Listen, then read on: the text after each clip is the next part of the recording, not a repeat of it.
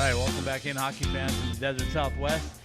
Well, it's hockey season when you see NAU and you see that blue and gold coming out. Travis Johanson is with me. So you got off to a quick start last night down here at ASU. You had a chance to get a victory over the arch rivals. But tell me a little bit about last night and what it's like to get back on the ice again.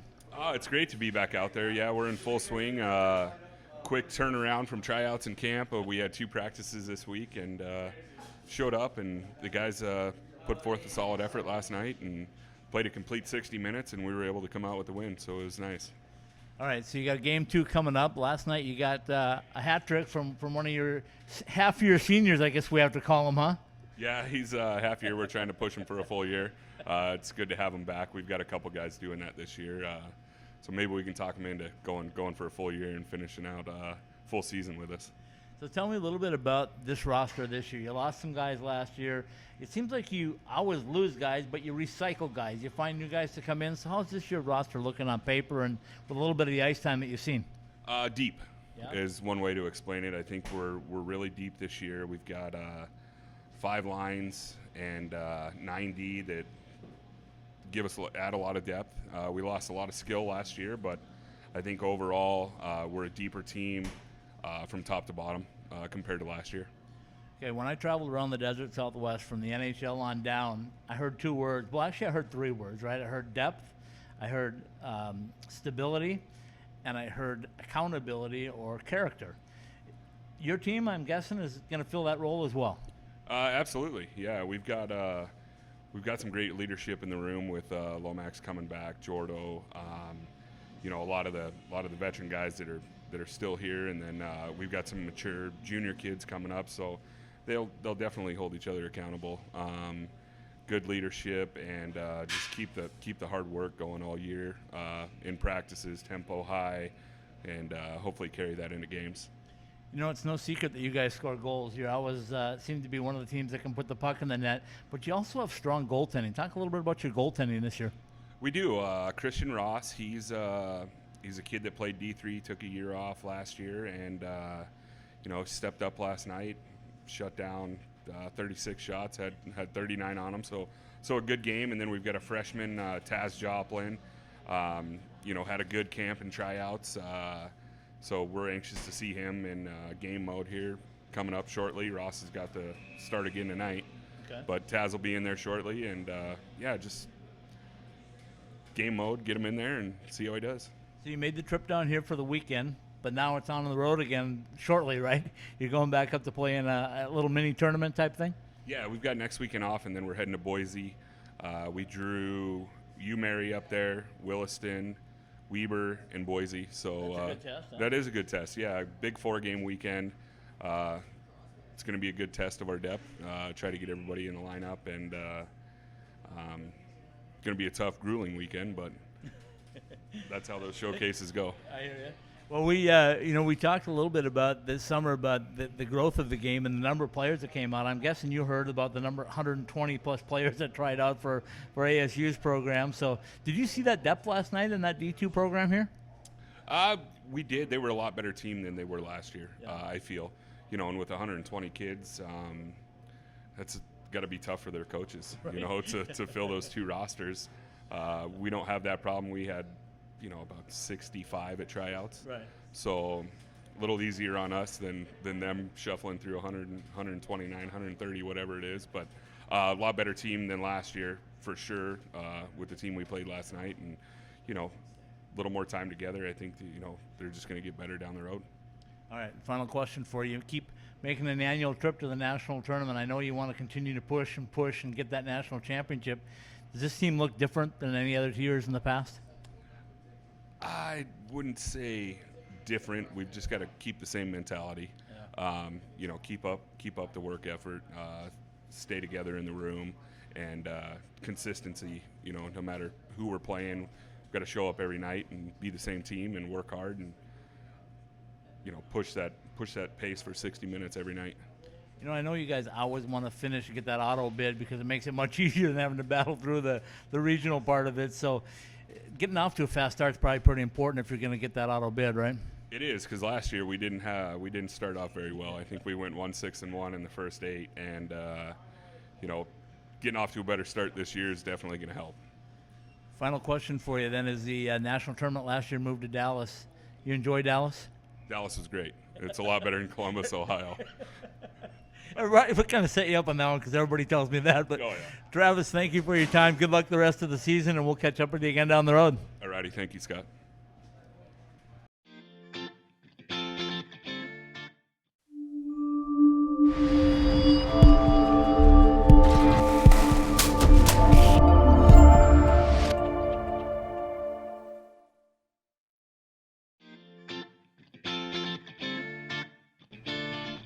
All right, welcome in, hockey fans in the Desert Southwest. Well, fantastic Friday, the first one of the year, passed last night. The guy sitting next to me, the NAU senior forward that got the hat trick and got the first award, Lucas Lomax. Welcome in. Hey, thanks for having me. I appreciate it. You know, I remember back a few years ago, you got the Stash Award, got a $50 gift card from Behind the Mask when winning the Stash contest in November. So tell me what's been going on between then and now with NAU hockey. We made it to nationals the last few years and had a really good, strong core group here. And coming into this season, we graduated 8 to 9 seniors. So a lot of new guys, a lot of fresh faces in, but still a good core group that we have. And after last night's performance, it's exciting. So when we talk about last night, it was your first game. Coach told me you'd only been on the ice a couple of days, so hadn't had a lot of practice time. Came down here to Oceanside to take on ASU and come out with a win. You got to be happy with that. Yeah, of course. You always want to start the season off on a good note, and that was it. And still a couple things that we need to work on and smooth out the rough edges, but you got to be happy with a win like that. So tell me about the goals. I hear there's an even strength, a power play, and a shorthanded. Yeah. Which one came first? The first one would have been the even strength. It was a nice job by my line mates to get control of the puck down low, and we moved it up to Jordan Nolan. He put a perfect tip shot for me, just a nice flutter. I was able to smack it down. Goalie made a pad save, but it bounced out right to me and had pretty much an empty net to shoot at there. All right, so that's number one. What happened on goal number two? Goal number two would have been the shorthanded one, and it's just one of their defensemen jumped in the play off the weak side and came in, and Lagaki number 4 wrapped it around. Kiefer was able to pick it up on the wall, and we had a 2-on-1 rush down.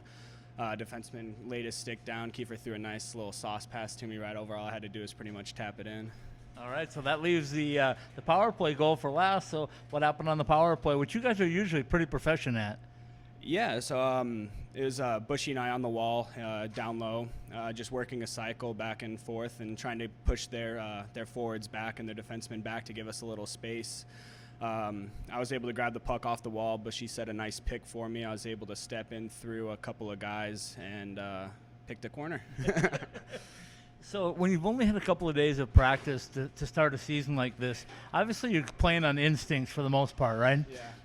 So, for those couple practices, it was mostly just trying to get the new guys familiar with the type of system, the forecheck, neutral zone, and defensive play, and then one of the days was more of a special teams. You just want to kind of get that foundation and then kind of trust the player's skill and ability a little bit to take over there. Tell me a little bit about, and tell everybody a little bit about NAU hockey and what makes it so special playing in Flagstaff.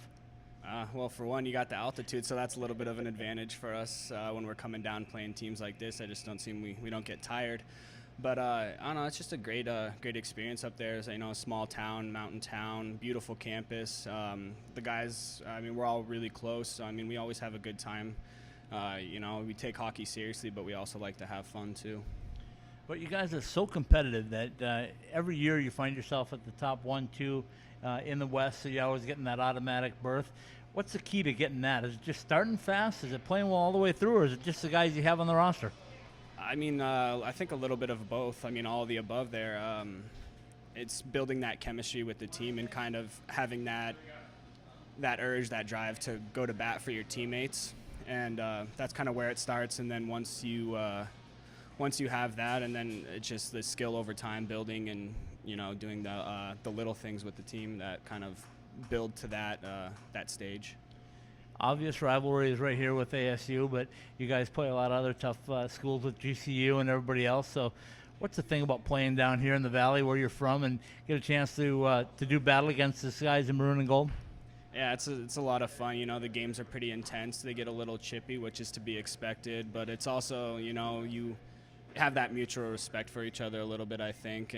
But it's always fun playing GCU, ASU, all the hometown teams. You know, a couple guys on the team. You want to beat them. They want to beat you. So it just, you know, drives that rivalry even more.